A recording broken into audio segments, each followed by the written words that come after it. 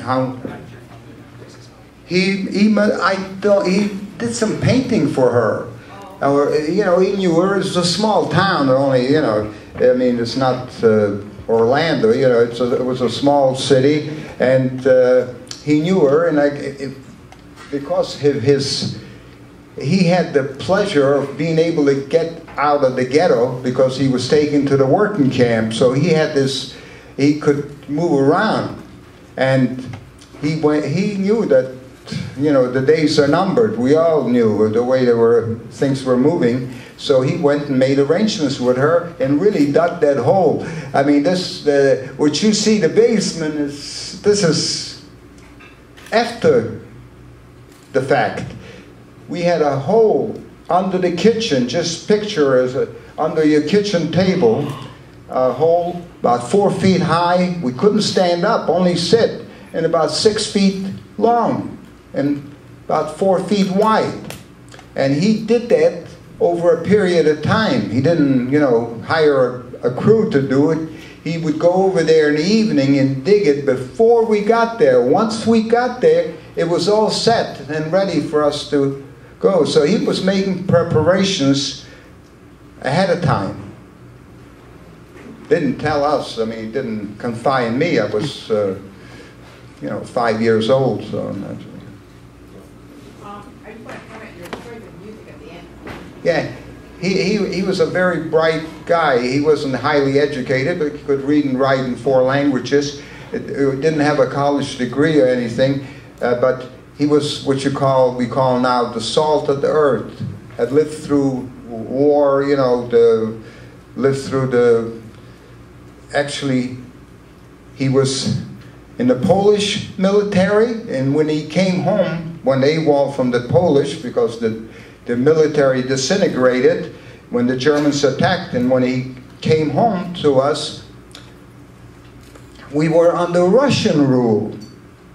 The Russians took him to the you know, took him in to become a soldier, and he was now a soldier with the Russians. When the Russians were attacked by the Germans in our town, he went AWOL from the Russians because they were very disorganized, and he came back to us. So he had a lot of experience in, you know, early in life of survival. There's a comment about the music. What is the music at the end? The music at the end is, that's a song composed by an Israeli group called Alma, A-L-M-A. It's a pretty new group. They do kind of fusion, klezmer, modern Israeli, Jewish, I don't know. But we liked the song. We thought it would be fitting for the epilogue. The rest of the music in the film was done by my brother-in-law, Izar Schechter. And actually, the narrator is my father-in-law, Abel Schechter.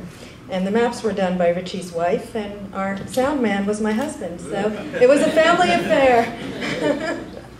I think we have time for one more question. Judy, I'm wondering how you connected with the granddaughters of the ancient. I've known them for many years because in '86, when their mother and grandmother were honored at Yad Vashem on the Path of the Righteous, they came to Israel. We brought them to Israel to take part in the ceremony. Unfortunately, we lost contact over the years, but since we began making this film, the contact was reestablished, and we're in touch pretty often now. In fact, I saw them 2 weeks ago at the Hartford Jewish Film Festival. They made me a wonderful lunch of pierogi with sauerkraut.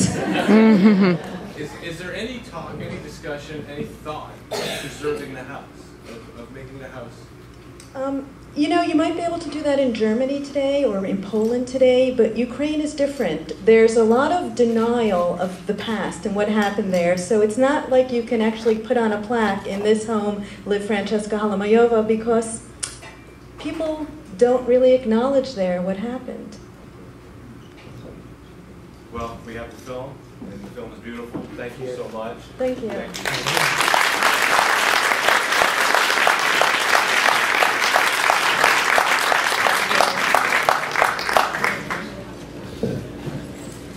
Sure. If anyone's interested, we're selling the DVD here.